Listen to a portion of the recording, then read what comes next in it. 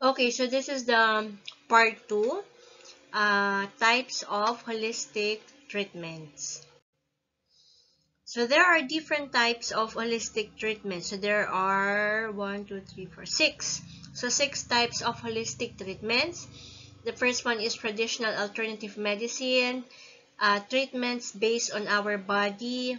Number 3 is herbal supplements and diets. Number 4, external energy. 5, senses. 6, and mind. So under traditional alternative medicine, so we have the acupuncture, homeopathy, Ayurveda, naturopathy, Oriental or Chinese medicine. Under treatments based on our body, osteopathic and chiropractic medicine, massage, body movement techniques, yoga, and Tai Chi. Under herbal supplements and diet, so we have the herbal medicines and dietary supplements and the changes in nutrition or diet. Under external energy are the electromagnetic therapy, Reiki, and Qigong. Senses, music, dance, and art, visualization, and imagery.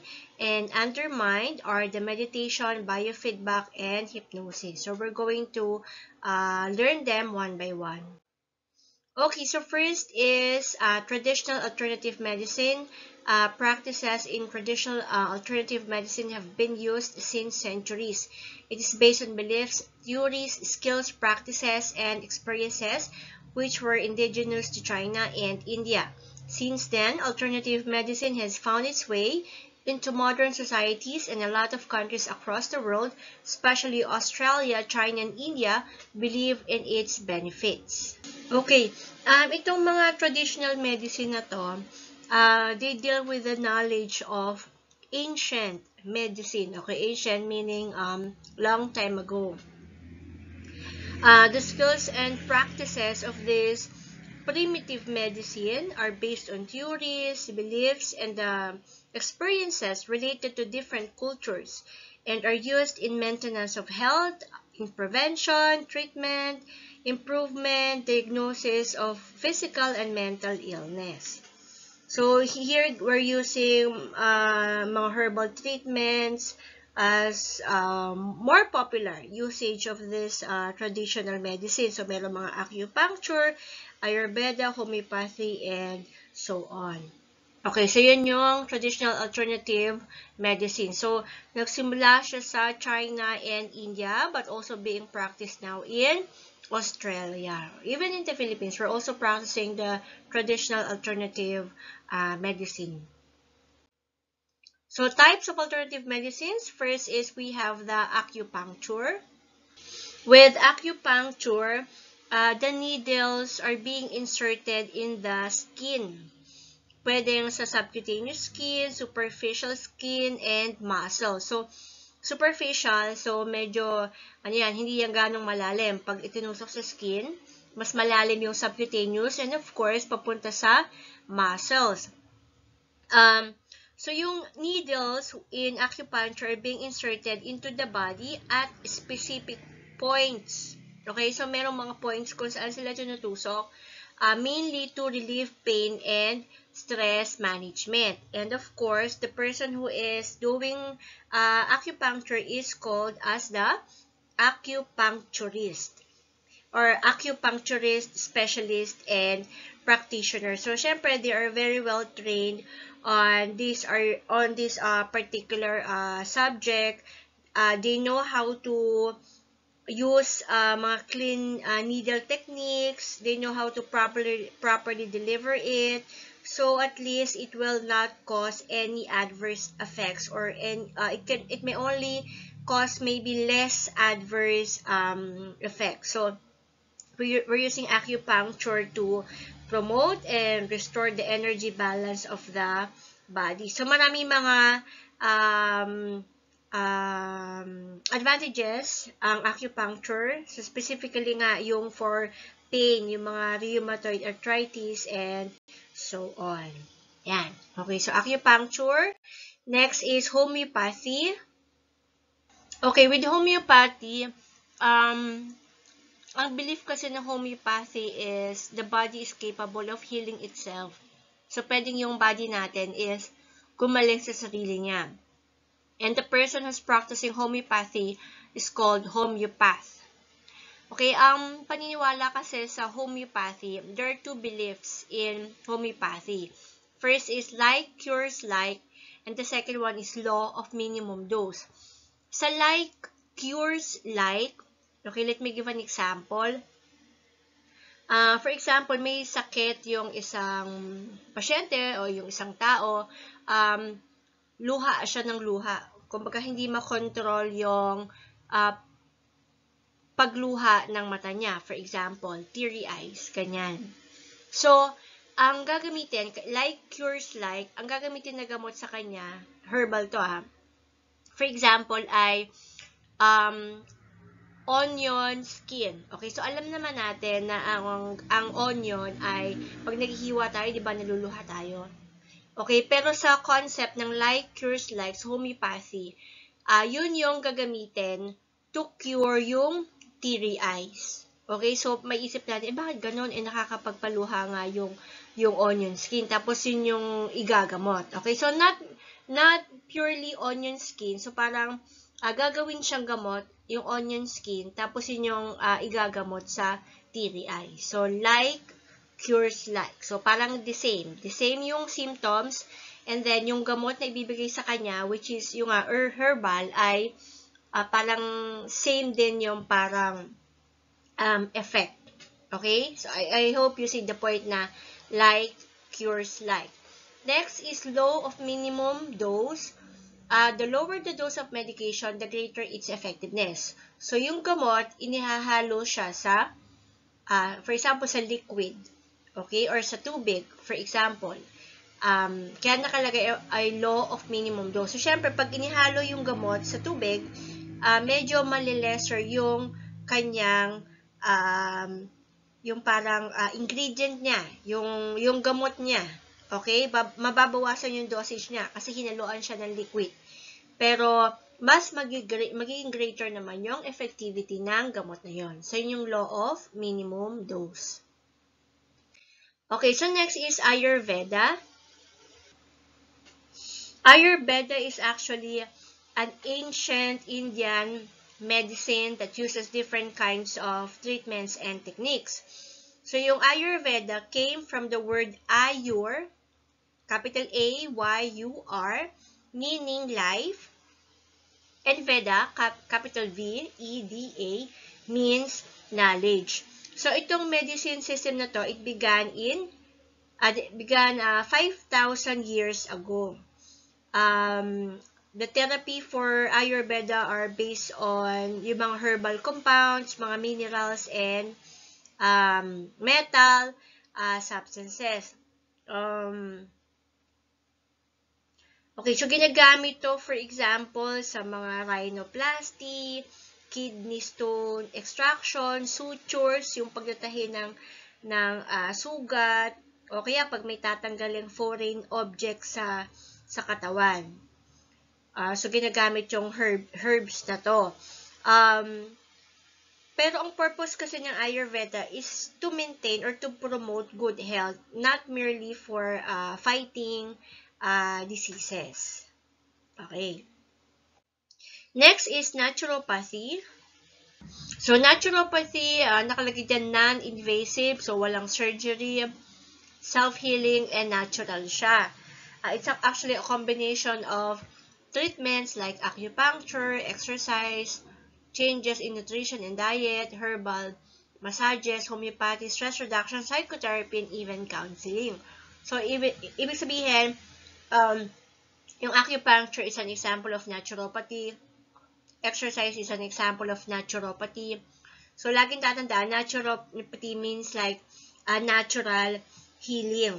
Ang aim ng naturopathy is to educate the person to look after their own health and the health of their family in order to minimize the symptoms and to support the body's capacity to heal, and also para to balance the body so that illness is kumbaga yung sakit, it will less likely to occur, for example, in the future.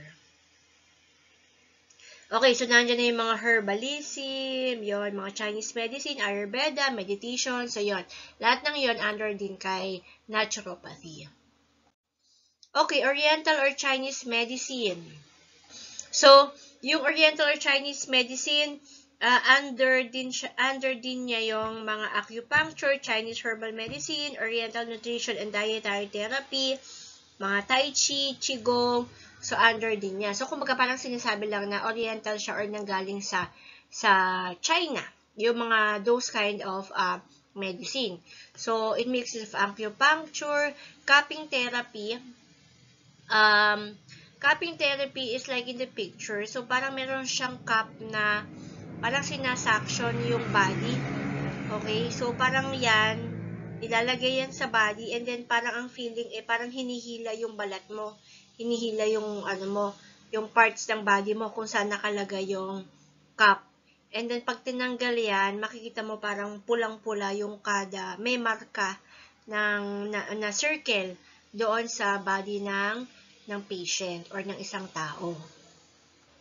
Kaya naman siya sinabi na Oriental or Chinese medicine kasi yung traditional Chinese medicine is actually a broad range of medicine practices with the common concepts which have been developed in China and are actually based on tradition of more than 2,000 years. Okay, so next. Okay, so number 2 na tayo sa holistic treatment. So we have the treatment based on our body. Treatment based on our body, concerned with our body are based on the healing power of touch. It is believed that when a person falls ill, the illness affects all parts of the body. Thus, if other parts can be treated and brought back to their original state of well-being, then the body can focus on healing the site where the illness has occurred. Techniques and treatments concerned with our body use manual manipulation like massages and chiropractic treatments. So, with treatment based on our body, so, gumagamit tayo ng, for example, ng manual manipulation or ng kamay. Okay, so kung tayo yung magtitreat sa pasyente or sa tourist, so, gagamitin natin siya ng manual manipulation. So, gagamitin natin siya ng kamay. Okay, parang we're going to touch the parts, i-align natin. Okay? So, yun yung treatment based on our body. Alright. So, the first example is osteopathic and chiropractic medicine. Okay. Yung osteopathic and chiropractic, so parang pareho lang naman sila. Hindi naman sila massage, okay? But, meron nga manual manipulation or merong i-align sa katawan ng pasyente or sa katawan, for example, ng isang tao or ng isang tourist, for example. So, may i-align. Okay? So, iba kasi yung massage. Alam niyo naman yung massage, diba? Ito, when you say i-align, paano ba yun? So, pag halimbawa, nabalian ka ng buto, yung may sala, yung parang inaayos. So, parang ganun siya. So, parang ganun yung osteopathic and chiropractic. So, may ina-align sa body. Ang difference lang niya is pag osteopathy, muscle. Okay? Pag chiropractic naman ay bone. So, mga buto. Okay, next. Massage. So, everybody knows about massage, of course. So, massage meaning, basahin nyo na lang. And then, meron naman kayong nakasave sa Microsoft Word yata yun, o sa PDF yung notes nyo rin about this. Research has shown that massage can reduce heart rate, it can lower blood pressure, and of course, it can also increase blood circulation. So, of course, it relaxes muscles, it helps in the enhancement of medical treatment. So, with massage kasi, it's like an art, okay? You treat the body by using your hand or by rubbing, kneading. Kneading is like yung pag nagmamasa ka ng dough when you're baking. O kaya patting, okay? To stimulate circulation of the blood and to relieve tension, okay? So, it's a manual form of therapy That includes holding, moving, and applying pressure to the muscles. Okay. Right, so of course, massage is recommended because kagaya nga sabi natin, it reduces stress, tension, and pain. Okay? And it also boosts your mental health. Alright, body movement technique. So, body movement. So, ano pa yung mga body movement techniques? Anything about mobility of the body or movement of the body. So, teka, parang mali yata yung ano ko. Parang mali yung picture ko. Okay. Massage yata yung picture. Okay. So, when you say body movement technique, so, andyan yung mga taekwondo, tai chi, yoga, dancing, even dancing. Okay. So, any body movement technique. So, those are also very helpful kind of treatment. Okay. Alright, next po is yoga. So, I know all of you also knows about yoga and maybe some of you also are practicing yoga.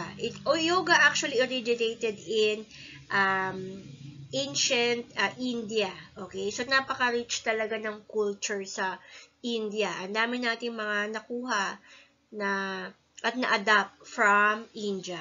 So, yoga, it is a practice that connects the body, the breath, okay, yung paghinga mo, and your mind.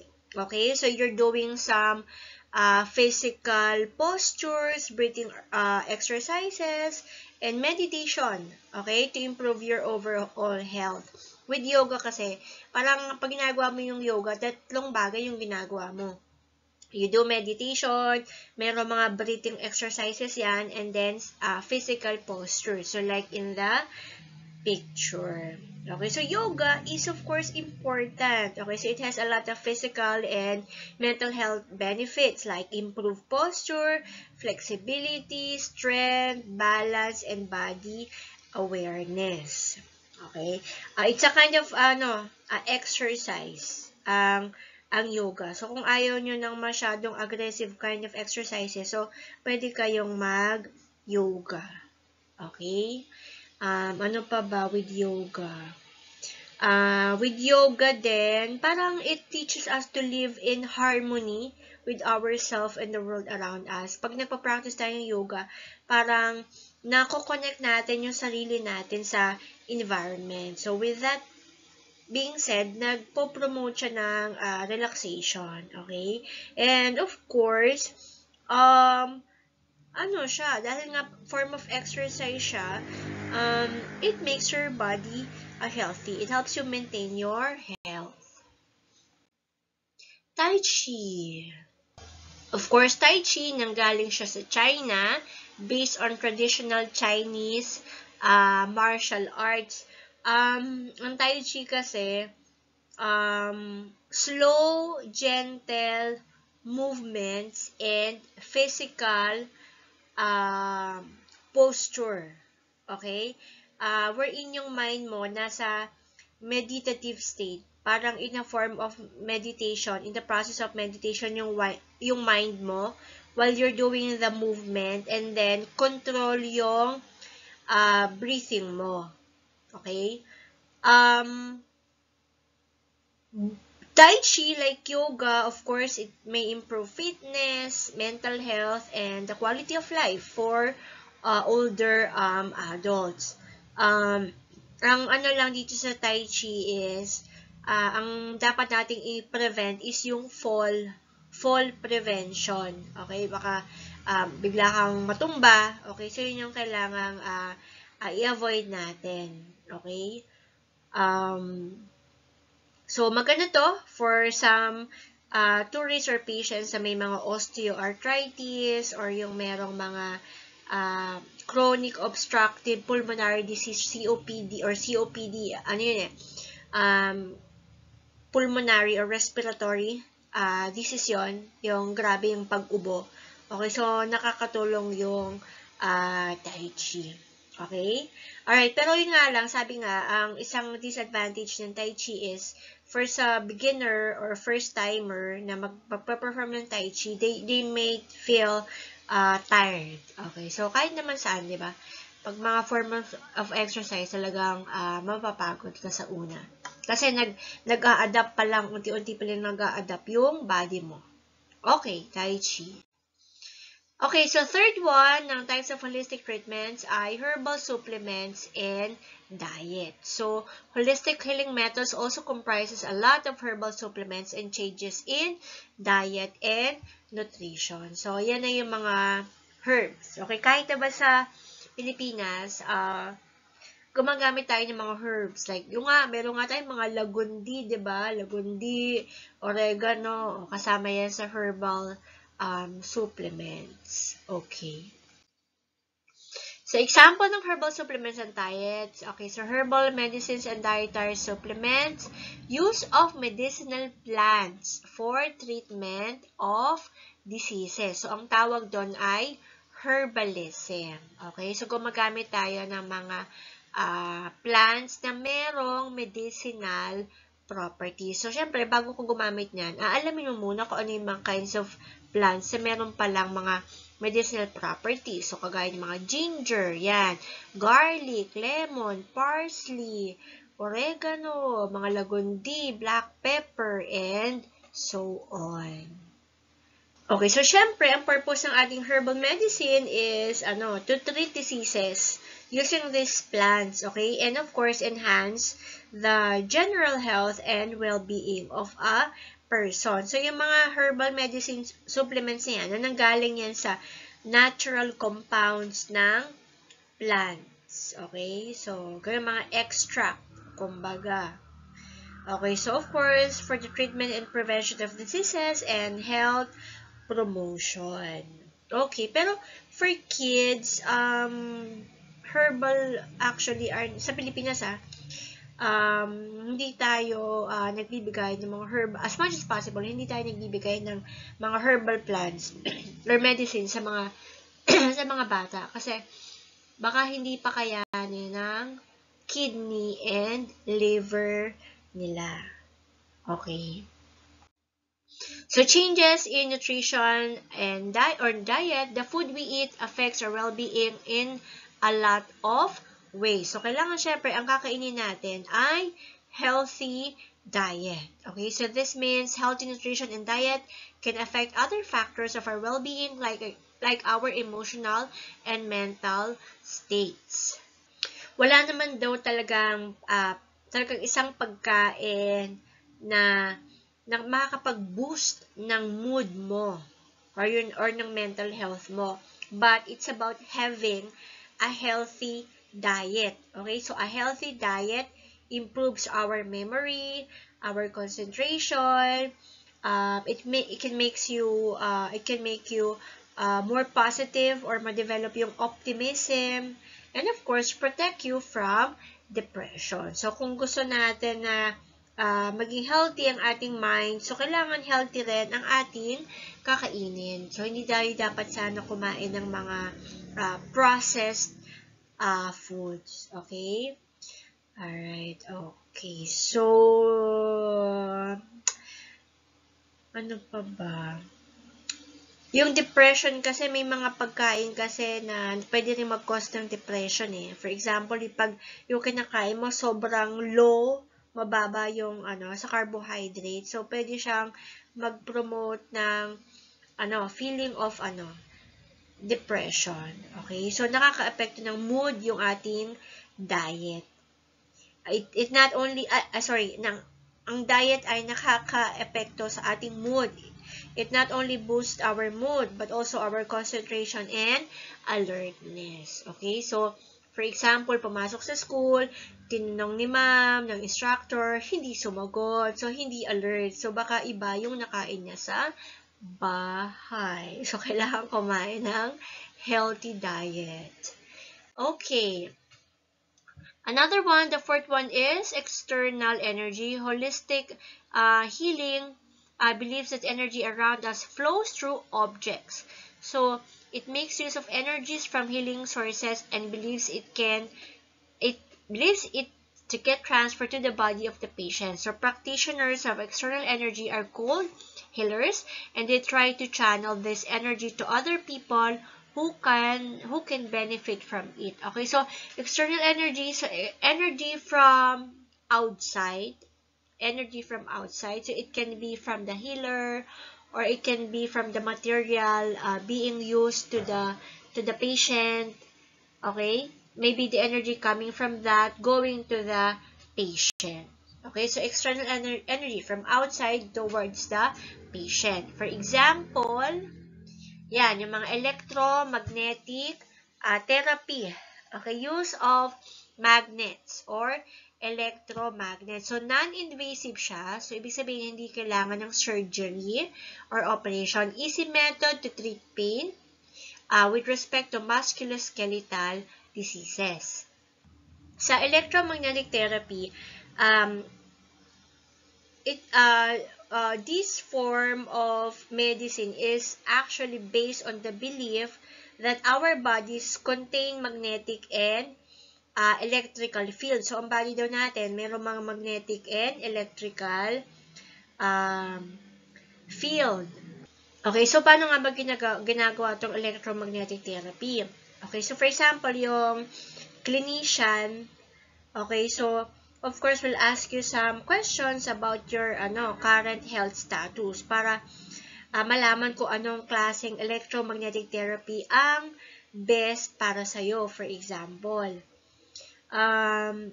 usually kasi ang mga nag-undergo ng electromagnetic therapy, yung mga patients or tao, for example, na nagsasuffer with depression. Okay, so kung medyo malimit yung depressive states nila or emotions nila, usually you will be asked to sit in a treatment chair,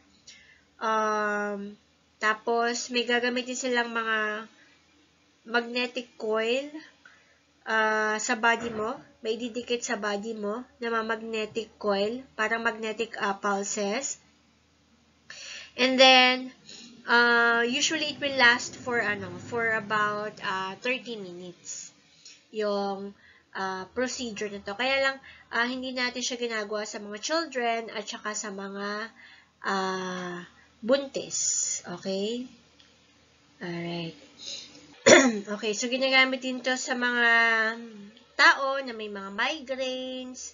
Nakakatulong din for people to stop smoking, reduce pain, yan, insomnia, yung mga hindi makakatulog. Okay, so yun yun, electromagnetic therapy. Reiki, okay, so nanggaling siya sa Japan. Okay, it involves transfer of the energy from our universe, which travels through the palm of the practitioner to the patient. It is based on the belief that whenever energy in our body gets stagnant at places, it creates an energy block. So the practitioners try to remove these blocks and enable the flow of energy again. So some of them, they're using this kind of crystals or stone. So because for them, they have healing energies. Ito kasi parang palliative treatment to eh. Supportive therapy. Usually for some patients with cancer. Okay, so para lang kahit papano mapagaan yung kanilang pakiramdam or malesen yung pain. Kasi ang aims ng Reiki is to relax the person, to ease stress and tension, and help with their well-being. So, nakaka-reduce siya ng stress, ng anxiety. Okay, pero kasi, yung FDA, Food and Drug Authority, has not approved Reiki for any health condition or medical claim. So, there's no conclusive evidence of Reiki working. Okay, pero it's safe naman. Okay, pero yung effectiveness is parang hindi siya gaanong ma-assure. Kasi kumbaga parang some people don't believe. Kasi parang ganyan ilalagay lang sa tatapat lang yung hand, and then i-absorb ng tao or ng patient yung energy from the hand. Okay, so parang for some people, it's not that effective, or the effectiveness of this is somewhat questionable. Okay. Qigong, of course, is from China. Developed in China thousands of years ago as part of traditional Chinese medicine. So, it involves using exercises. So, like in the picture, so exercise siya to optimize energy within the body, the mind, and the spirit. So, ang goal ng Qigong, of course, is to improve and maintain health and well-being. Alright, so it actually improve physical activity. Okay, tapos makakatulong siya if you have difficult breathing, nahirapang huminga, and for you also to have a good quality of life. Okay, so yan. So, in the picture, so makikita nyo naman yung movement na ginagawa with Qigong. So, ginagawa yung action, ginagawa yung movement, as well as the breath, yung paghinga. So, dapat coordinated yung paghinga with the movement. So, breathing and movements are being linked together. And then, yung yung paggalaw should be slow, and you have to maintain that parang deeply rooted relaxation. Okay, so yan. You can do Qigong every day. So, pwede daw siyang gawin every day. Okay, but it's not practical for everyone. Parang hindi lahat ng tao pwedeng magawa to every day. So, maybe 2 or 3 times a week. So, pwede na siya. Pwede siyang magawa. Okay. Alright, so Qigong. So next, number fifth or number 5, types of holistic treatments. Mind. So the mind is believed to be connected to our body and can even assist in our mental and emotional health. So tingnan naman natin kung paano yung sa mind. Meditation. Okay, so meditation, I always do meditation. Pero minsan kasi nakakalimutan ko pag medyo busy ako, hindi na ako nakakapag-meditate. Okay. So, meditation, increase our awareness and attention. So, ano nga ba yung meditation? Okay. It is a mind and body practice. Okay. Mind and body practice that can increase your calmness, para nagiging kalma ka, increases your physical relaxation, improves your psychological balance, it helps you to cope with illness, overall, ini-enhance yung health mo and well-being. So, paano nga ba tayo nagme-meditate? So, syempre, you should be in your comfortable position. So, pwede ka nakaupo for a few minutes. And then, pagkaupo mo, you focus on your own natural inhaling and exhaling of breath. Kasi, pag nagme-meditate ka, nag-inhale, exhale ka. So, wala kang ibang iisipin. Okay? Kundi yung paghinga mo. Inhale and exhale. You focus on your breath. Okay? Yan. And then, ako kasi meron pa akong tapping, may tapping pa ako ginagawa. Tapping like, manok ba? Yung parang tinatap ko, for example, yung noo, yung gilid ng mata, tinatap ko, yung baba ng mata ko, tinatap ko siya. Okay, so parang napupunta yung attention ko sa tapping. Okay, so basta ang purpose, ang ginagawa sa meditate is, wala kang ibang iisipin. Okay? So, focus ka lang sa paghinga mo. Okay? And then, of course, you have to close your eyes. Pwede na naman na when you meditate, kung hindi ka makafocus sa breathing mo, pwede kang kunwari ay nakatingin ka sa isang bagay na nakapikit yung mata mo. Parang nag-i-imagine ka, for example, that you're in the forest, okay, sa mountain ka, O kaya nasa beach ka, naglalakad ka sa beach. Okay, so mga ganon. Okay? You meditate because you have pain. Pag may masakit sa'yo, you can meditate. When you're stressful, you can do meditation. To improve focus sa pag-aaral, so you can do meditation also. Okay? Yan. So, mag-meditate kayo araw-araw para makapasa kayo sa midterm exam. Ang bumagsak sa midterm exam, hindi nag-meditate. Okay. Next is biofeedback. Ang biofeedback, it is a type of mind-body technique wherein ikaw, ginagamit mo yung mind and body technique to control, for example, yung heart rate mo. Nakokontrol mo yung heart rate mo, nakokontrol mo yung breathing patterns mo, and yung muscle responses. So, usually, connected ka with some electrical pads. Okay, so like in the picture, may ididikit sa'yo. And then, yung mga pads na yan, nakakonekte yan sa, for example, sa monitor. And then, yung pads na yan, yung kumukuha ng mga information about your body. Okay. Okay, sabi nga natin kanina, ang purpose ng biofeedback is to help you control yung, to help you control your body. Okay? So, for example, ikaw ang problem sa'yo is, meron kang enuresis. When you say enuresis, yung hindi mo mapigilan yung pag-ihi. Yung basta ka na lang napapaihi. Okay? So, for example, ito, yung mga electrodes na yan, pwedeng ilagay sa leg mo, sa hita mo, of course, with your permission. Okay? And then, of course, so nakakatulong siya para sa'yo, para yung muscle mo, parang nire-relax siya.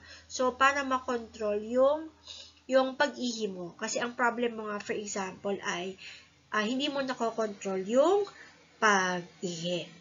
Okay? So, yun yung biofeedback.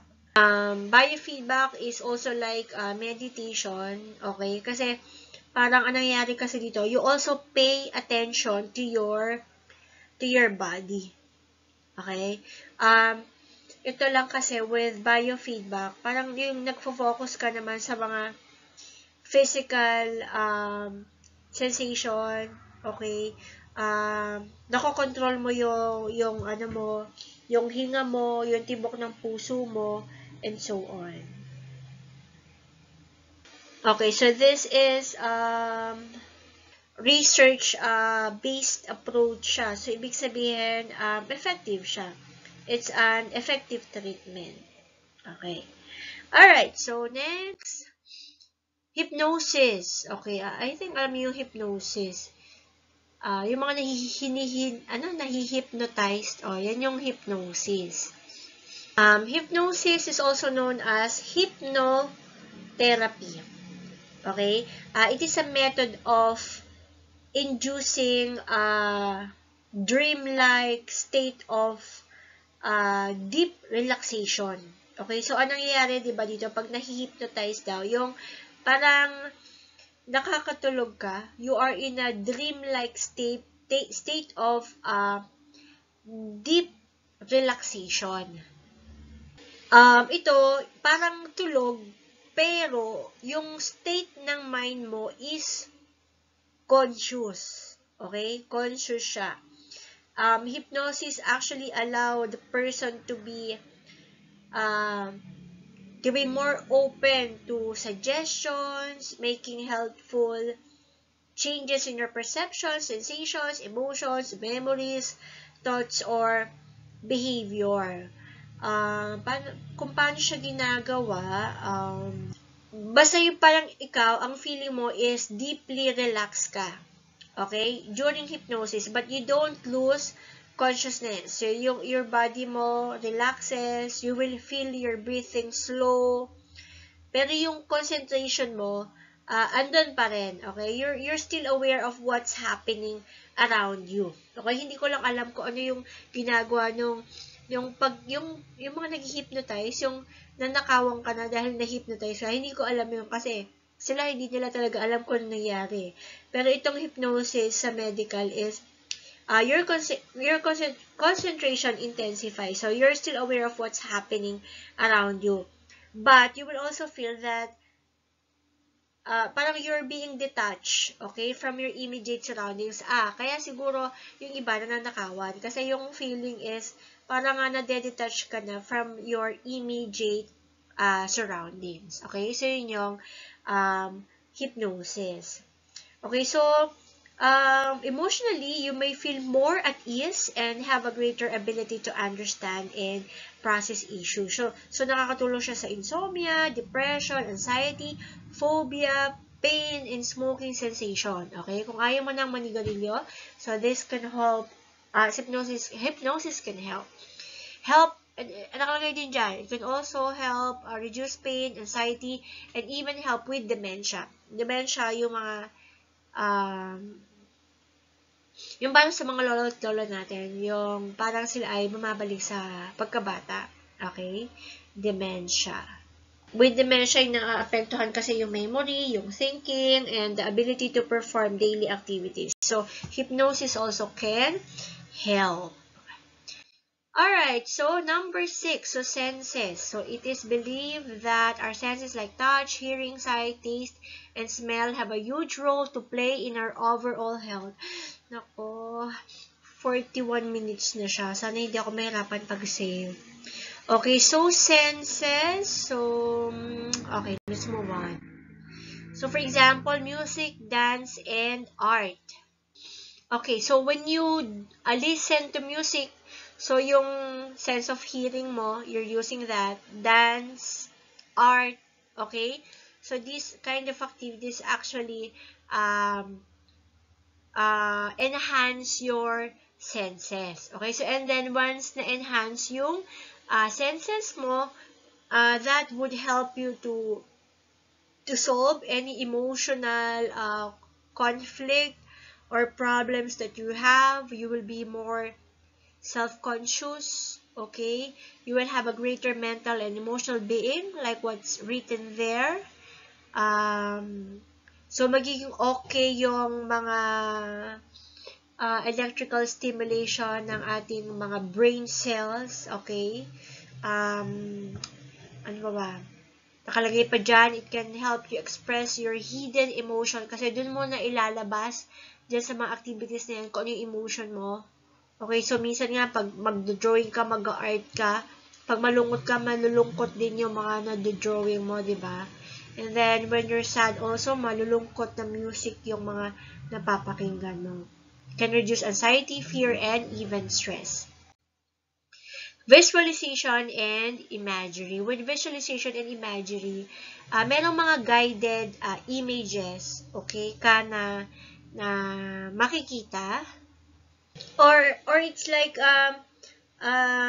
ikaw sa isip mo, you're going to produce pictures or movies in your mind. Okay? So parang mag-i-imagine ka ng picture sa isip mo. Okay? It is a simple technique that you can use to create a strong mental image of a future event.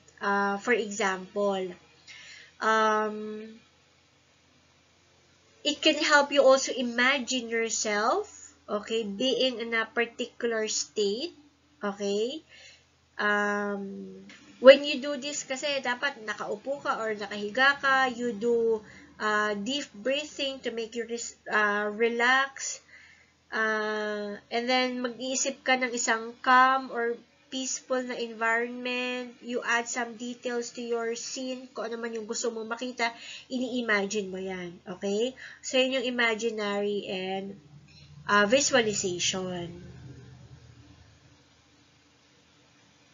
Itong visualization and imagery actually can help you increase your confidence and reduce anxiety.